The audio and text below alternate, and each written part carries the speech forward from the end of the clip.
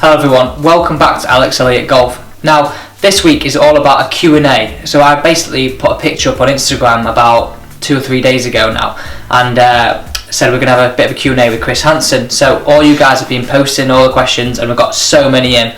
So I've just picked out here 5 or 6 of the ones we really want to talk about. The first one is from James. It says, what's the biggest difference between the level of the golfers on the Challenge Tour and on the main tour?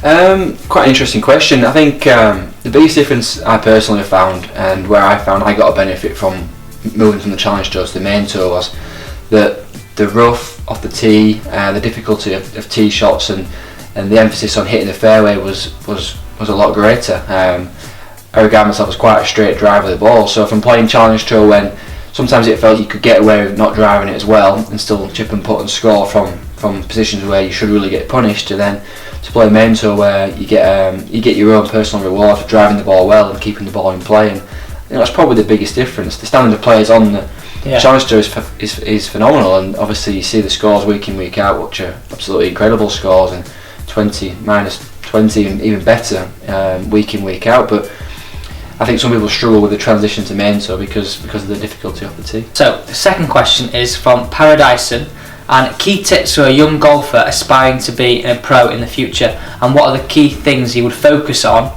to become professional? Yeah, again, I think it's a really good question. I think the biggest tip I have for people who are wanting to be a professional golfer is you surround yourself by good people.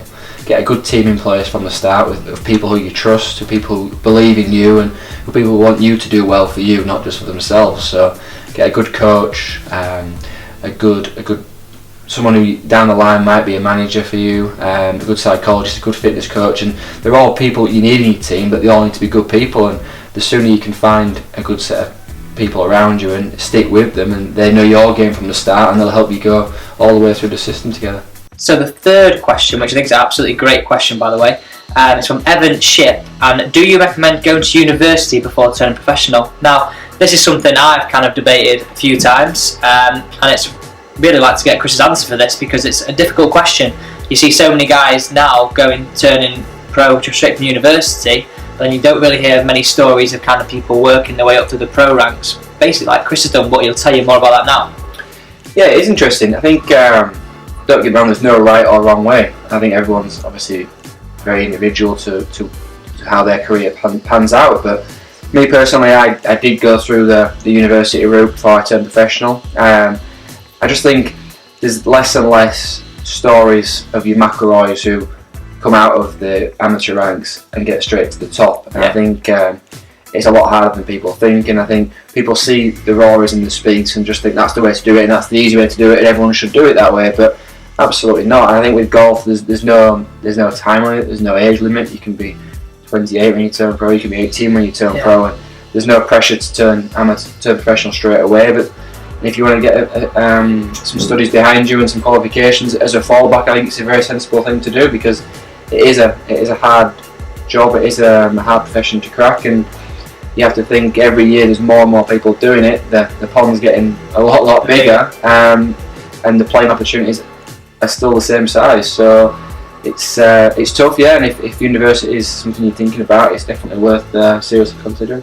I think a lot of people think, and they just kind of see the guys at the top of the tour and they think, oh, this is a great lifestyle, it's fun, they just turn up, don't really care about money, but they forget the stories, the people that kind of work hard, graft, they don't really see that kind of side of it.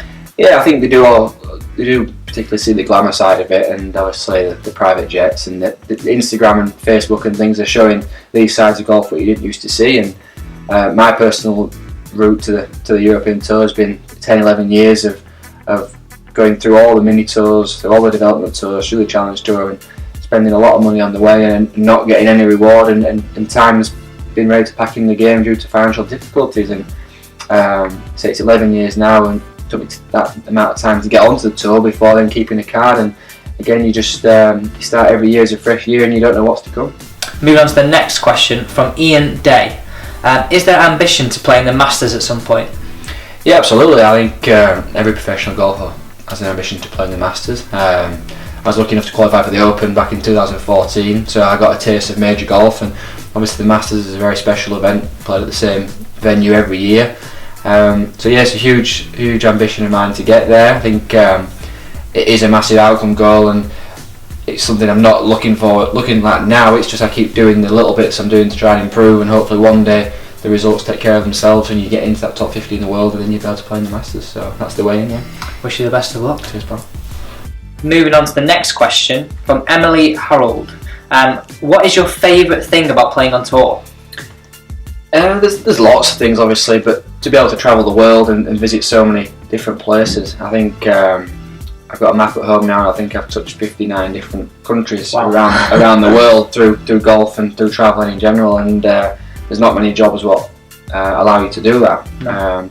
It's probably a bit of a false perception that people think you are travelling these countries and seeing a lot of these places, but you do see a lot of airports and a lot of hotel rooms, but you do go to the countries and see some of the cultures and meet a lot of wonderful people. So yeah, travelling the world, yeah, you're very fortunate to do that. I guess the kind of people you meet along the way. Yeah, unbelievable. I've got some fantastic friends around the world now. Like, for example, the guy I played the Dunno Links with from America, Art Mooseman, we played together. Then a month later, me and Laura were in New York on holiday, and we went out for tea with him there, and we still stay in touch weekly. So yeah, you meet great people, and it's part of the job. What's a real bonus. Right, next one, you ready? Yes, carry on. Sure. This is from Tim. As a teenager, how much did you practice, and what did you spend the most time on? I think as a teenager, a lot of my practice probably wasn't structured enough to what it is now. I think the knowledge of the game's changed a lot now, and coaching's changed a lot. So I think back in the day as a teenager, and especially at college when I was from 16 to 18, we just played golf every day. You know, we enjoyed our golf, and it was good fun, and playing matches and just games against each other. And the majority of our time was probably taken up from that. And okay, there might not be the structure to that, but you continuously scoring and trying to beat people and challenging yourself. And I think there's no better way than putting yourself under pressure and having those sort of games. So yeah, I think growing up that was a huge area. But I think if I was to do it all again, there'd be a lot more structure to what I do, and there'd be a lot more stats kept, and I'd know what I need to practice, and I'd hopefully then improve a lot quicker. So for Tim, so if you were to go back again, not like you should go back because you're doing exceptionally well, but if you could pick a certain aspect of the game, what would you spend the most time on? Crikey. I think from an earlier age I would have learned to probably hit the ball a little bit further off the tee. Yeah. Focus a lot more on the driving. I think for me personally there's a big advantage for driving the ball well, and I've never particularly been a long hitter until the last few years where I've increased my distance. I would like to think probably past an average on tour length now, but it's taken a long time to get to that. So I think from an earlier age I would have trained more, took the gym more seriously, got some better guidance to what I was doing properly in the gym, not followed everybody else, and just stuck to my own plan and had a plan in place for that. So the final question is actually from Tim again. How do you recover from bad shots? Tricky at times, very frustrating. I like to think I've always been quite good at bouncing back from misfortune or from bad shots, and I've generally never really had a temper, so I've never had to battle that side of the game too much. But I think I've always been quite good at staying in the present and treating each shot as an individual shot, and once I hit a bad shot, stepping away from it and starting afresh and going through your routine again, and having good talk with my caddy and some positive talk from him to me, just keeping me upbeat about the next shot. You could always hit a good shot, and simple things. It is quite a basic thing in principle, but doing it's quite tricky. But I guess I've been quite fortunate, I think, to be able to shake off bad shots quite well, really. So thanks very much for watching, everyone. If you like this kind of thing, give it a thumbs up, comment down below if you've answered your question. Hope you found it really useful. I know I have. It's helped me answer some questions as well.